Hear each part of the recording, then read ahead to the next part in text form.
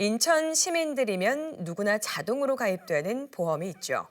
인천시가 전 시민을 가입시켜주는 시민안전보험인데요. 자연재해와 대중교통사고 등을 당하면 보험금을 받을 수 있습니다. 남동구와 중구 등은 자전거 보험도 가입시켜주는데요. 특히 서구는 보험 대상에 개인형 이동장치, 이른바 킥보드까지 확대하는 방안을 추진하고 있습니다. 내년도 사업비에 관련 예산 8천만 원을 편성했는데 구의회를 통과하면 서구민 모두 내년부터 지원을 받을 수 있습니다. 구혜 기자입니다. 지난 9월 3일 밤 11시 52분 연수구 송도국제도시에서 전동 킥보드를 타던 2명이 SUV와 충돌하는 사고가 발생했습니다.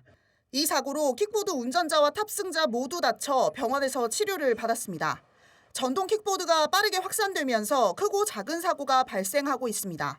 한국도로교통공단 교통사고 분석 시스템에 공개된 개인형 이동장치, 즉 전동 킥보드 사고 현황입니다.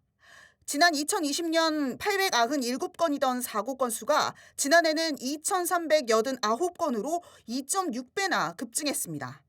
특히 2017년 2명이던 사망자는 2022년에 26명으로 13배로 늘었습니다. 인천만 놓고 보면 4년 동안 232건의 사고가 발생했습니다. 이 중 킥보드와 사람이 충돌한 사고가 130건으로 절반을 넘습니다. 4년 전에 전동 킥보드 안전과 관련한 법이 마련되긴 했습니다. 만 16세 미만은 사용을 제한하는 도로교통법이 개정돼 2021년 5월부터 시행됐습니다. 하지만 지난해 발생한 2,389건의 사고 중 45%는 20세 이하 청소년이 운전하다 발생했습니다. 제도적 허점이 있다는 지적이 현장에서 나옵니다. 나이가 안 되신다고 킥보드를 아예 못하게 금지되어 있는 건 아니고 이게 원동기 면허랑 있으셔야지 이용 가능하시다고 팝업장으로 안내를 먼저 드리고 있고요. 그럼 따로 앱에서 체크할 수 있는 건 없는 거죠?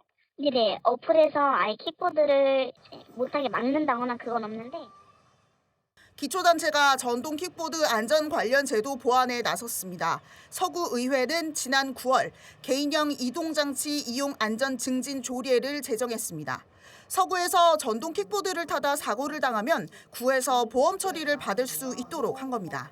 서구 교통정책과는 내년도 예산에 보험료 항목으로 8천만 원을 반영했습니다.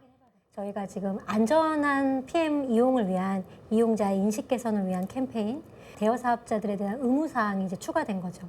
그래서 좀 책임감을 갖고 이제 사업을 이제 해야 되는 어떤 그런 조례의 근거가 되는 거고요.